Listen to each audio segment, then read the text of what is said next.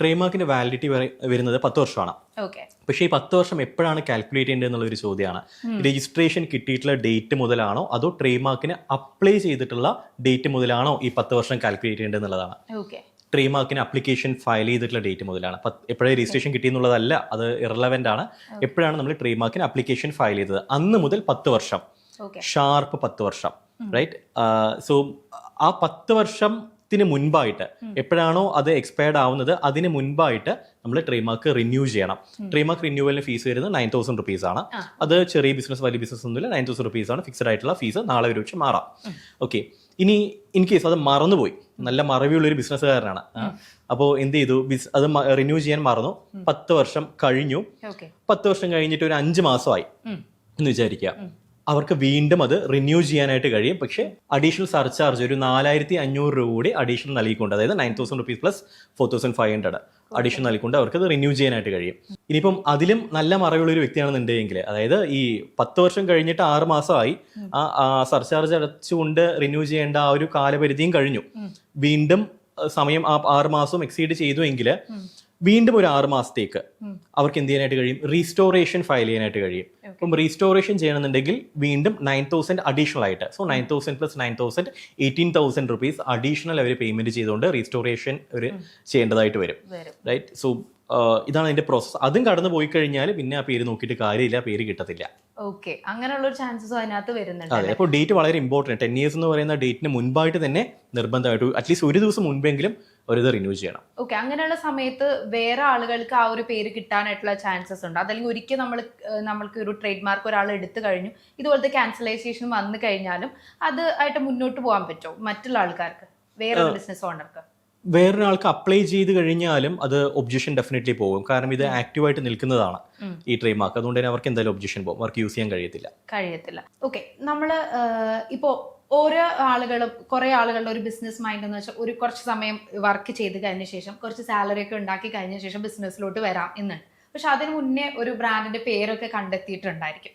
അങ്ങനെയുള്ള ഒരു ടൈമിൽ നമ്മൾ നേരത്തെ ഒരു ട്രേഡ് മാർക്ക് എടുത്ത് വെച്ചിട്ട് പിന്നീട് ഒരു 3-4 വർഷം കഴിഞ്ഞിട്ട് നമ്മൾ അതിന് വേണ്ടിയിട്ടുള്ള ഒരു നമ്മൾ തന്നെ സെറ്റായി എന്ന് പറഞ്ഞ ടൈമിൽ ബിസിനസ് തുടങ്ങുമ്പോൾ അതിനെന്തെങ്കിലും ഇഷ്യൂസ് വരുന്നുണ്ടോ? ട്രേഡ് മാർക്കിൽ നമ്മൾ ട്രേഡ് മാർക്ക് ആപ്ലിക്കേഷൻ ഫയൽ ചെയ്ത് 5 വർഷം എന്ന് പറയുന്ന ഒരു പീരീഡ് ഉണ്ട്. സോ ഈ 5 yearsനുള്ളിൽ അവർ ബിസിനസ് സ്റ്റാർട്ട് ചെയ്തിട്ടുണ്ടാവണം. അത് സ്റ്റാർട്ട് ചെയ്തിട്ടില്ല എന്നുണ്ടെങ്കിൽ മറ്റൊരാൾക്ക് വേണമെങ്കിൽ ഇത് ക്യാൻസലേഷൻ ഫയൽ ചെയ്യാനായിട്ട് കഴിയും. ആ ട്രേഡ് മാർക്ക് രജിസ്ട്രിയിൽ അവർക്ക് ക്യാൻസലേഷൻ റിക്വസ്റ്റ് കൊടുക്കാനായിട്ട് കഴിയും. ഈ പേര് 5 വർഷമായിട്ടും അവർ യൂസ് ചെയ്തിട്ടില്ല, മാർക്കറ്റിൽ ഒരു പ്രൊഡക്റ്റ് പോലും ഈ പറയുന്ന ബ്രാൻഡിൽ ഇറക്കിയിട്ടില്ല എന്ന് പറഞ്ഞുകൊണ്ട്. സോ 5 വർഷം വളരെ ഇമ്പോർട്ടൻ്റ് ആണ്. അപ്പം നമ്മൾ ട്രേഡ് മാർക്ക് ആപ്ലിക്കേഷൻ ഫയൽ ചെയ്ത് കഴിഞ്ഞാൽ വിത്തിൻ 5 years ആ ബിസിനസ് മാർക്കറ്റിൽ എൻ്റർ ചെയ്യുന്നുണ്ട് എന്നുള്ളത് ഉറപ്പാക്കുക. അല്ലാന്നുണ്ടെങ്കിൽ ആ പേര് പോകാനായിട്ടുള്ള സാധ്യത വളരെ കൂടുതലാണ്. ഇപ്പോൾ നമ്മളുടെ ഇൻസ്റ്റഗ്രാം വഴിയൊക്കെ എല്ലാവരും ഓൺലൈൻ ബിസിനസ് ഒക്കെ ഒരുപാട് ചെയ്യുന്നുണ്ട്. ഇപ്പോൾ നമ്മൾ തന്നെ ഫേമസ് ആണെങ്കിൽ അവരുടെ തന്നെ പേരിൽ ഒരുപാട് പേര്, ഇപ്പോൾ ആക്ടേഴ്സൊക്കെ ഒരുപാട് പേര് ക്ലോത്തിങ് ബിസിനസ് ഒക്കെ സ്റ്റാർട്ട് ചെയ്യുന്നൊരു ട്രെൻഡ് ഉണ്ട്. അപ്പോൾ ഇങ്ങനെയുള്ള ഈ ഒരു ടൈമിൽ പോകുമ്പോൾ എന്തൊക്കെയാണ് നമ്മൾ അങ്ങനെയുള്ള ആളുകൾ എന്തൊക്കെ കാര്യങ്ങളാണ് ഈ ട്രേഡ് മാർക്കിൽ പോകുമ്പോൾ ശ്രദ്ധിക്കേണ്ട കാര്യം, അവർ ചെയ്യേണ്ടതുണ്ടോ ആക്ച്വലി അവരുടെ പേരൊക്കെ ആകുമ്പോൾ? കഴിഞ്ഞ കുറച്ച് മാസങ്ങളായിട്ട് ഏറ്റവും കൂടുതൽ നമുക്ക് ലീഗൽ നോട്ടീസുകൾ വന്നു എന്ന് പറഞ്ഞിട്ട് ക്ലയന്റ് നമ്മളെ സമീപിക്കുന്നത് ഇത്തരത്തിലുള്ള ഓൺലൈൻ ബേസ് ചെയ്തിട്ട് ചെയ്യുന്ന ബിസിനസ്സുകൾക്കാണ്. കാരണം ഇവര് ചെയ്യുന്നത് അവരുടെ പേര് തന്നെ, ഇപ്പം ഡയാന ബൊട്ടീക്ക് എന്ന് പറയുന്ന പേരിൽ എന്ത് ചെയ്യുന്നു, ക്ലോത്തിങ്ങിന്റെ ജ്വല്ലറിയുടെയോ ബ്രാൻഡ് അവർ സ്റ്റാർട്ട് ചെയ്യുന്നു. പക്ഷെ പിന്നീടാണ് അവർക്കൊരു നോട്ടീസ് വരുന്നു, ഈ ബ്രാൻഡിൽ ഓൾറെഡി ഒരു സ്ഥാപനം റണ്ണിങ് ആണ്, ഇൻസ്റ്റാഗ്രാമിലോ അല്ലാന്നുണ്ടെങ്കിൽ അവർ ആമസോണിലോ മറ്റോ വളരെ ആക്റ്റീവ് ആണ്. സോ ഈ പറയുന്ന പേര് മാറ്റണം. ധാരാളം ഫോളോവേഴ്സ് ഓൾറെഡി ഉണ്ടാകും ഇവർക്ക്, റൈറ്റ്. അപ്പോൾ ഇനി അത് പേര് മാറ്റുക എന്ന് പറയുന്നത് വളരെ ബുദ്ധിമുട്ടാണ്. പക്ഷേ വേറെ ഓപ്ഷൻസ് ഇല്ല, പേര് മാറ്റിയേ പറ്റൂ. അപ്പം ഇവിടെ എപ്പോഴും ശ്രദ്ധിക്കേണ്ട കാര്യം, ട്രേഡ് മാർക്ക് രജിസ്ട്രേഷൻ എടുക്കണം, അപ്ലിക്കേഷൻ ഫയൽ ചെയ്യണം എന്നുള്ളത് മാൻഡേറ്ററി ആണ്. പക്ഷേ എന്തൊക്കെയാണ് നമ്മൾ ട്രേഡ് മാർക്ക് ഈ ഫയൽ ചെയ്യേണ്ടത് എന്നുള്ളത് ഇമ്പോർട്ടൻ്റ് ആണ്. ഇപ്പം ഇപ്പോൾ ഫോർ എക്സാമ്പിൾ ജ്വല്ലറി ബിസിനസ് ആണെന്ന് വിചാരിക്കുക, ആർട്ടിഫിഷ്യൽ ജ്വല്ലറി നമ്മൾ ഇൻസ്റ്റാഗ്രാം വഴി സെല് ചെയ്യുന്ന പരിപാടിയാണെന്ന് വിചാരിക്കുക. ഇപ്പോൾ ജ്വല്ലറിയുടെ ട്രേഡ് മാർക്ക് ക്ലാസ് വരുന്നത് ക്ലാസ് 14 ആണ്. അപ്പോൾ ട്രേഡ് മാർക്ക് ക്ലാസ് 14 നമ്മൾ ഈ പേര് അപ്ലൈ ചെയ്യുന്നു, ലോഗോ സെപ്പറേറ്റ് ആയിട്ട് തന്നെ അപ്ലൈ ചെയ്യുന്നു. ഇനി ഇൻസ്റ്റാഗ്രാം പേജ്, അപ്പം ഇൻസ്റ്റാഗ്രാം പേജിൽ നമ്മൾ പേരിടുമല്ലോ, അത് നമ്മൾ അപ്ലൈ ചെയ്യേണ്ടത് ക്ലാസ് 35-ലാണ്, 35-ലാണ്. പലരും ഇത് ചെയ്യാറില്ല. അപ്പം നേരെ 14 മാത്രം അങ്ങ് ചെയ്തിട്ട് പോകും. പക്ഷെ അത് ചെയ്തില്ല എന്നുണ്ടെങ്കിലുള്ളൊരു പ്രശ്നം ഇതാണ്, മറ്റൊരാൾക്ക് വേണമെന്നുണ്ടെങ്കിൽ ഇപ്പം ഇൻസ്റ്റാഗ്രാമിനകത്ത് അറിയാം, നമുക്ക് ഇപ്പം ഡയാന ബുട്ടിക് എന്നാണെങ്കിൽ ഡയാന ബുട്ടിക് ഒഫീഷ്യൽ എന്ന് പറഞ്ഞാൽ മറ്റൊരാൾക്ക് സ്റ്റാർട്ട് ചെയ്യാം, ഒഫീഷ്യൽ എന്നോ അല്ലെങ്കിൽ ഇന്ത്യ എന്നൊക്കെ അഡീഷണൽ ആഡ് ചെയ്തിട്ട്.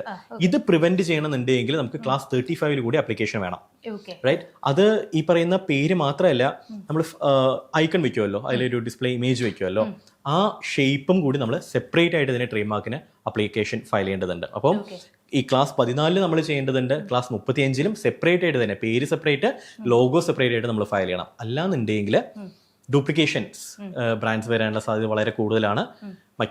മറ്റൊരാൾക്ക് വേണമെന്നുണ്ടെങ്കിൽ ഇതേപോലെ ഒരു 35 നമ്മൾ ചെയ്യുന്നതിന് മുമ്പ് തന്നെ അവർക്ക് അപ്ലൈ ചെയ്തിട്ട് നമ്മളെ സ്റ്റോപ്പ് ചെയ്യാനായിട്ടുള്ള ചാൻസസും കൂടുതലാണ്.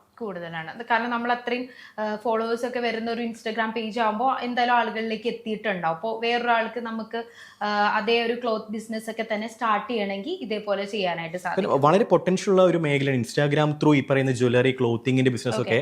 കാരണം ഇത് ഒന്ന് എക്സ്പെൻസ് വളരെ, ഒരു ഫിക്സഡ് പ്ലേസിന്റെ ആവശ്യം വരുന്നില്ല, റെന്റിന്റെ ആവശ്യം വരുന്നില്ല. അവർക്ക് വീട്ടിലിരുന്നുകൊണ്ട് തന്നെ ഈ കാര്യങ്ങൾ ചെയ്യാനായിട്ട് കഴിയും. ഓർഡർ അവർക്ക് പിന്നെ കൊറിയർ വഴി അയച്ചു കൊടുക്കാനായിട്ട് കഴിയും. നല്ല രീതിയിൽ വീഡിയോസ് ഉണ്ടാക്കി പോസ്റ്റ് ചെയ്ത് കഴിഞ്ഞാൽ അതിന്റെ ഗ്രോത്തിനൊരു ലിമിറ്റ് ഇല്ല, നമുക്ക് എത്ര വേണമെങ്കിലും അത് ഗ്രോ ചെയ്യാനായിട്ട് കഴിയും. പക്ഷെ ഇനീഷ്യലി ഒരുപക്ഷെ സ്റ്റാർട്ട് ചെയ്യുന്ന വളരെ ചെറിയ രീതിയിലായിരിക്കും. അപ്പോൾ അവർ ഇഗ്നോർ ചെയ്യുന്ന ഒരു കാര്യം ഇതായിരിക്കും, ട്രേഡ് മാർക്കിന്റെ കാര്യമായിരിക്കും. പക്ഷെ അതൊരിക്കലും അങ്ങനെ ഇഗ്നോർ ചെയ്യരുത്, അത് വളരെ സീരിയസ് ആയിട്ട് തന്നെ കാണുക. കാരണം അത്തരത്തിൽ എന്തെങ്കിലും ഒരു ലീഗൽ നോട്ടീസ് വന്നാൽ നമുക്ക് വേറെ ഓപ്ഷൻ ഇല്ല ആ പേര് മാറ്റുക എന്നുള്ളതല്ലാതെ. സോ മാൻഡേറ്ററി ആയിട്ടും കിട്ടാൻ സാധ്യതയുള്ള പേരെടുക്കുക, അതിന് ട്രേഡ് മാർക്ക് ആപ്ലിക്കേഷൻ ഫയൽ ചെയ്യുക, അതിനുശേഷം മാത്രം അതിൻ്റെ ബിസിനസ് സ്റ്റാർട്ട് ചെയ്യുക, അല്ലെങ്കിൽ പബ്ലിക്കലി അത് ഈ പേര് കാണിച്ചു കൊടുക്കുക, അത് മാർക്കറ്റ് ചെയ്യുക. ഓക്കെ, ഇങ്ങനെ ഒരു സമയത്ത് നമ്മളിപ്പോൾ കുറച്ച് ഫേമസ് ആയിട്ട് നിൽക്കുന്ന ഇൻഫ്ലുവൻസേഴ്സ് പോലെയുള്ള ആളുകളൊക്കെ ഇനി ഭാവിയിൽ ബിസിനസ് ചെയ്യാനായിട്ട് ചാൻസ് ഉണ്ട് എന്നുള്ളതൊക്കെ ഒരു പ്ലാൻ ഉണ്ടെങ്കിൽ നേരത്തെ തന്നെ ഇതുപോലെയുള്ള ട്രേഡ് മാർക്സ് അവരുടെ പേരിലാണെങ്കിലും അവരുടെ പേരിൽ എടുക്കുന്നതിന് പോസിബിലിറ്റീസ് ഉണ്ടോ? എടുക്കുന്നതിൽ പ്രശ്നമൊന്നുമില്ല. നമ്മൾക്ക് പേരിന്റെ പേരിൽ ഒരു ഡയാന എന്നുള്ള പേരിൽ നമുക്ക് എടുക്കാൻ പറ്റും. അവൈലബിൾ ആയിരിക്കണം, ആ ക്ലാസ്സിൽ അവൈലബിൾ ആയിരിക്കണം. സച്ചിൻ ടെണ്ടുൽക്കർ എല്ലാ ക്ലാസ്സുകളിലും എടുത്തിട്ടുണ്ട്, മഹേന്ദ്ര സിംഗ് ധോണി എന്ന് പറയുന്ന പേര് എല്ലാത്തിലും അപ്ലൈ ചെയ്തിട്ടുണ്ട്. അത്തരത്തിൽ അത് അവർക്ക് എടുക്കാം. ഓക്കെ, നമ്മളൊരു കമ്പനി രജിസ്റ്റർ ചെയ്തിട്ടുണ്ടെങ്കിൽ ട്രേഡ് മാർക്ക് എടുക്കേണ്ട ആവശ്യമുണ്ടോ?